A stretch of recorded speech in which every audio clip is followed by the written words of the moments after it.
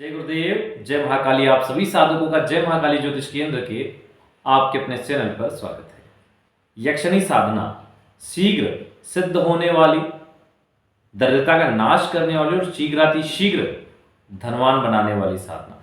चाहे कितने भी योगी हुए हों, कितने भी ऋषि मुनि हुए हैं, उन सभी ने चाहे अन्न की पूर्ति के लिए हो या धन की पूर्ति के लिए आवश्यकता के अनुसार अलग अलग यक्षिणियों की साधना की है। आप कितने भी ग्रंथ उठाएं, जब पढ़ेंगे तो आपको पता चलेगा कि उन्होंने ये सिद्धियां की है। क्यों? क्योंकि शीघ्र सिद्ध होने वाली शक्ति और इच्छाओं को पूर्ण करने वाली सिद्धि, माता के ही अलग अलग स्वरूप हैं। देवियां, योगनियां, यक्षिणियां, डाकिनी, राकिनी, शाकिनी, काकिनी, अपनी अपनी आवश्यकता के अनुसार अलग अलग सिद्धियों को प्राप्त किया जाता है। यक्षिणी साधना हमेशा से ही प्रमुख साधना रही है, चाहे वो ऋषियों के लिए हो, योगियों के लिए हो, तांत्रिकों के लिए हो या सामान्य लोगों के लिए। खास तौर से सामान्य लोगों को इसमें इतना डरा दिया गया है कि वो यक्षिणी का नाम सुनते ही भयभीत हो जाते हैं। हमने हमेशा कहा है कि यक्षिणी साधना उत्तम साधना है, लेकिन अघोर मंत्र और अघोर विधि ना हो तो ये गृहस्थ के लिए बढ़िया है। हाँ, पैशाचिक साधनाएं करने के लिए हम लोगों को नहीं बोलते हैं। पिशाचनी साधनाएं कैसे भी करो, कहीं ना कहीं कोई ना कोई उसका इफेक्ट दिखाएगी, लेकिन यक्षिणी साधना ऐसे नहीं है। यक्षिणी साधना धर्म में मति करने वाली है और आपको बहुत ऊंचाई पर ले जाने वाली है। धन समृद्धि से युक्त करेगी, दरिद्रता का नाश करेगी, हर प्रकार से और शीघ्र करेगी। जितनी जल्दी आपको संपन्न यक्षिणी सिद्धि बना सकती है उतना कोई नहीं बना सकता, चाहे वो प्रत्यक्ष हो या ना हो। यक्षिणी साधना कर रहे हो, समृद्ध बनाएगी, भले ही प्रत्यक्ष ना हो। और उसकी एक खासियत है, जैसे जैसे करते जाओगे वैसे ही इसे प्रत्यक्षीकरण के करीब चले जाओगे। वैसे तो बहुत सारी यक्षिणी साधनाएं दी है। इस संबंध में हमने जय महाकाली साबर मंत्र विज्ञान चैनल पर एक वीडियो बनाया है विलासनी यक्षिणी का, उसको सुनिएगा। जब उसको सुनेंगे बहुत बेहतर जानकारी आपको प्राप्त होगी। उसमें बहुत विस्तृत तरीके से यक्षिणी के बारे में हमने समझा दिया है। यहां पर हम ज्यादा समय नहीं लेंगे, हम यहां पर सुर सुंदरी यक्षिणी की साधना पर आपको जानकारी दे रहे हैं। इसको आप शिव मंदिर में ही करेंगे। कोई एकांत शिव मंदिर हो तो बड़ा अच्छा है, वहां पे आप कर सकते हैं। 3 पहर की साधना है, सुबह, दोपहर और शाम।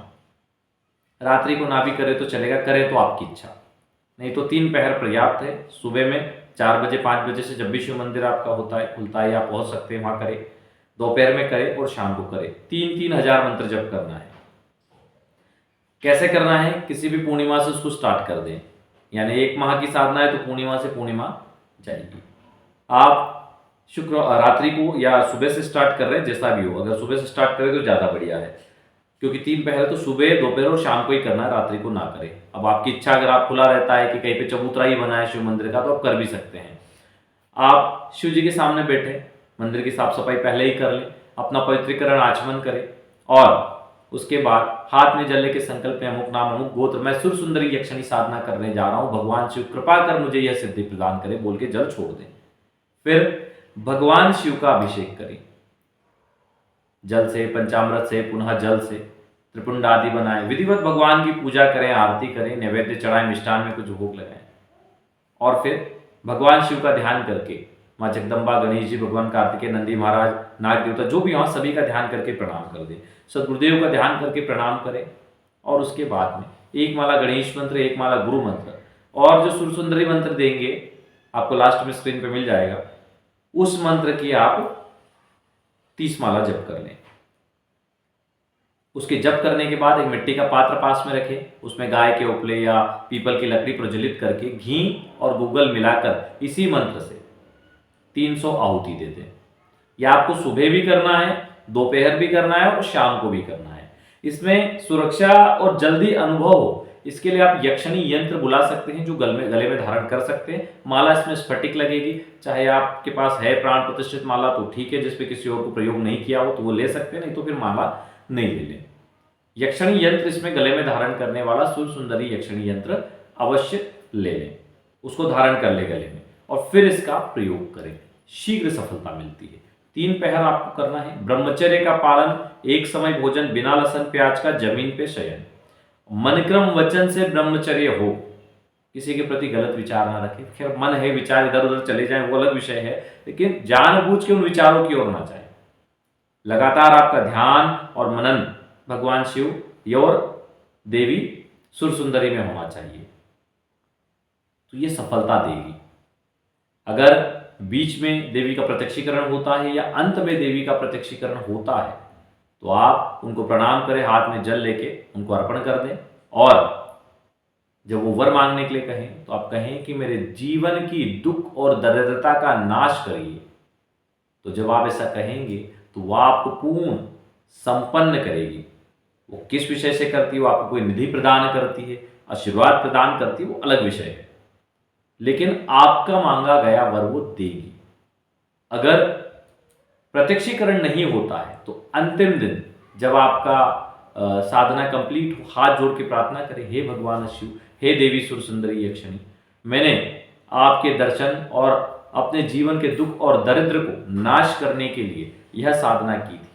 आपके दर्शन कदाचित मुझे नहीं प्राप्त हुए, हो सकता है मेरे कोई पाप कर्म आड़े आए हों, या भगवान शिव मुझ पर इस समय यह कृपा नहीं करना चाहते, पर हे प्रभु, हे भगवान शिव, इतनी कृपा कर दीजिए कि मेरे जीवन के सब दुख दरिद्र नाश हो जाए, मैं धन संपन्न वैभव से युक्त हो जाऊं। ऐसा आशीर्वाद आप मुझे दीजिए और ऐसी आज्ञा देवी सुरसुंदरी को दीजिए। ऐसा बोल के आप जल छोड़ दें।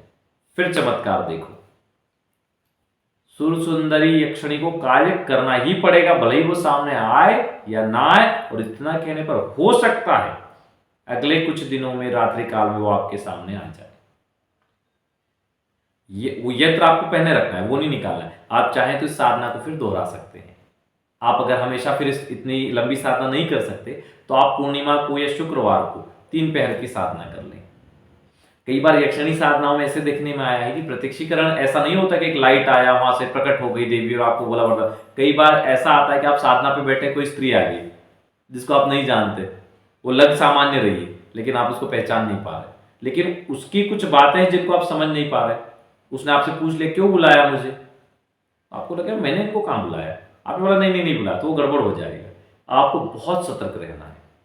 हो सकता है मंदिर से निकलते टाइम ये घटना हो सकता है आप घर के आसपास या कहीं एकांत में खड़े हो, होगी एकांत में घटना, भीड़ में बहुत मुश्किल से, रेयर चांस है कि भीड़ में हो, लेकिन एकांत में ज्यादा घटना होती है, तो ये हो सकता है। तब आपको चूकना नहीं है, तब आपको वरदान मांग लेना है। यक्षिणी साधनाओं की ये बहुत विशेषता है, सिद्धि होती ही है, निश्चित सिद्धि होती है। ऐसे ही एक फोन आया था हमारे पास, शायद मुंबई से था। एक बहन थी, काफी उम्र की थी, उनका कोई बिजनेस था बिल्कुल नहीं चल रहा था, तो वे कोई साधना करना चाहती थी। तो हमने उन्हें मना किया कि आप अप्सरा आदि साधना मत करो, धन से संबंधित है, आप धंधा यक्षिणी साधना करो। तो उन्होंने धंधा यक्षिणी साधना का 21 दिन का संकल्प लेके पूरे नियम के साथ किया। थोड़ी बीमार भी रहती थी, किया। तो उनका 17-18 दिन बाद फोन आया कि गुरुजी कुछ रिजल्ट नहीं आ रहा, कुछ अनुभव नहीं हो रहे। हमने बोला आपने प्रत्यक्षीकरण के लिए संकल्प नहीं लिया, आपने आर्थिक स्थिति ठीक करने के लिए संकल्प लिया है, धैर्य रख के करिए। उन्होंने साधना कंप्लीट की, 21 दिन पूरे हो गए। उसके बाद हमने बोला एक माला करते रहे, वे करते रहे, जबकि उनको बेचारे को स्तोत्र और कवच पाठ करने भी ढंग से नहीं आते थे, तो वो मंत्र जप करते रहे। फिर उनका करीब 30-32 दिन बाद फोन आया, मैसेज आया है, ऑडियो मैसेज, अभी भी पढ़ा है। खैर हम किसी का चला के नहीं दिखाते, बहुत सारे लोग आते हैं, बहुत सारे अनुभव होते हैं, तो हम ऐसे आदत नहीं है कि हम किसी को भी वीडियो पे, बहुत से लोग नहीं चाहते, अब हम बोल दे तो उनको जबरदस्ती आना पड़ता है, तो ऐसा नहीं चाहते कि हर किसी को वीडियो या उसको ऑडियो यहाँ पे लगा दे, ठीक है, वो नहीं चाहते हैं। तो उनका ऑडियो आया कि गुरुजी साधना करने के अब उसका रिजल्ट आना शुरू हुआ और हमारा धंधा बहुत अच्छा चल रहा है, हमारा बिजनेस जो है बहुत अच्छा चल रहा है। हमें बड़ी खुशी हुई कि उन्होंने दिल से मेहनत की और उनको रिजल्ट आया, और हमें पता था उसका रिजल्ट आएगा। हम ज्यादातर लोगों को यक्षिणी साधना ही करने के लिए बोलते हैं क्योंकि पता उससे बहुत अच्छे रिजल्ट आते हैं। तो यक्षिणी साधना को कभी हल्के में नहीं लेना। लेकिन जैसे नए साधक हो गए, अभी उसको कुछ आता नहीं है, गुरु के बारे में पता नहीं, भाव क्या होते हैं वो पता नहीं, और वो सीधा प्रत्यक्षीकरण के लिए हो जाता है शुरू, वो संभव नहीं है।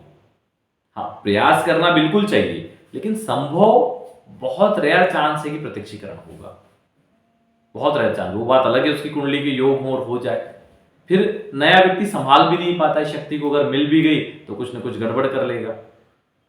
ऐसी बहुत सारी चीजें होती है, इसलिए कहते हैं कि गुरुमुखी हो जाए, गुरु मंत्र के अनुष्ठान करें, आत्मबोध हो कि शक्ति के प्रयोग कैसे होते हैं, उनके दुष्प्रभाव क्या है, अगर हमने गलत काम किया तो दुष्प्रभाव भी भोगने पड़ेंगे। इसलिए शक्ति से हमेशा सही काम किए जाए, उन्हें एक मार्गदर्शक के रूप में भी प्रयोग किया जाए तो बहुत लाभ होता है, वो आपको संपन्न करती ही करती है।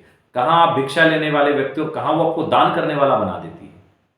भगवान से हमेशा यही मांगो कि हे प्रभु, सदा मेरे हाथ दान देने के लिए उठे, कभी मांगने के लिए ना उठे। मांगने के लिए उठे तो सिर्फ तेरे सामने, किसी अन्य के सामने नहीं।